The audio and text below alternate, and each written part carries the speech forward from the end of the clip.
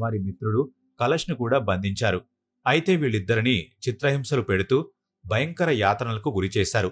వాళ్ళిద్దరి శరీరంలో నుంచి రక్తం కారని భాగమే లేదు, అంతటి చిత్రహింసలు పెట్టారు. మరుసటి రోజు శంభాజీ మహారాజు ఔరంగజేబు ఎదుట తీసుకురాబడ్డారు. కాని శంభాజీ మహారాజు అవినీతి లేకుండా నిబ్బరంగా ఔరంగజేబు ముందు నిలబడ్డారు. అప్పుడొక మొఘల్ సర్దార్ వాళ్ళిద్దరినీ ఔరంగజేబు ముందు వంగమని ఆదేశిస్తాడు. అయితే శంభాజీ మహారాజు నిరాకరిస్తాడు.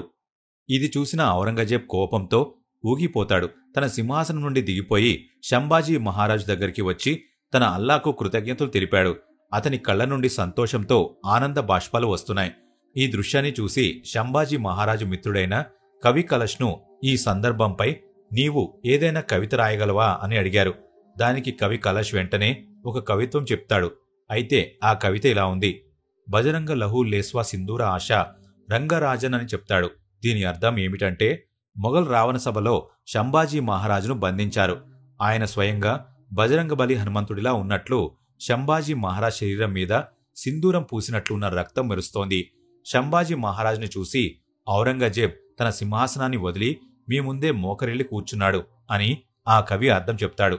ఈ మాటలు విని ఔరంగజేబ్ ఆగ్రహంతో ఊగిపోయి ఆ ఇద్దరినీ జైల్లో ఉంచమని ఆదేశించాడు.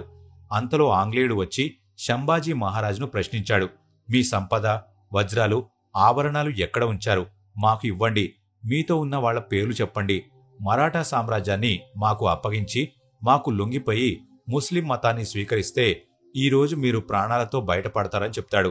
దీనికి ప్రతిగా ఛత్రపతి శంభాజీ మహారాజు ఇలా సమాధానమిచ్చారు: మేము హిందూ ధర్మాన్ని వదిలేది లేదు. మాకు ఎవరిని చూసి భయపడాల్సిన అవసరం లేదు. మీరేం చేసుకోగలరు చేసుకోమని చెప్తాడు. అయితే ఇదంతా చూశాక ఔరంగజేబ్ ఆగ్రహంతో ఉప్పొంగిపోగా ఆ ఇద్దరిని కఠినమైన శిక్షలు విధించమని ఆదేశించాడు. ఆ తర్వాత శంభాజీ మహారాజు చర్మాన్ని నిప్పులతో తీయించడం, గాయాలపై ఉప్పు చల్లడం, కంట్లో మిర్చి వేయడం, జుట్టులాగడం, శరీరంలో మాంసం ముక్కలు తీసి కుక్కలకు ఆహారం ఇవ్వడం, వేళ్లు కొయ్యడం, చేతులు నరకడం వంటి క్రూరమైన శిక్షలు అనుభవించారు. ఇలా చాలా రోజుల పాటు ఆ జైల్లో చిత్రహింసలు పెట్టారు. అయితే చివరికి 1689 మార్చి 11న ఫాల్గుణ అమావాస్య రోజున శంభాజీ మహారాజును మళ్లీ ఔరంగజేబు ఎదుటికి తీసుకువెళ్లారు. సభలో ఉన్న మౌల్వీలు, కాజీలు శంభాజీ మహారాజును సజీవంగా ఉంచడం అంటే మనకి ఎంతో ప్రమాదం, అందుకే వీలైన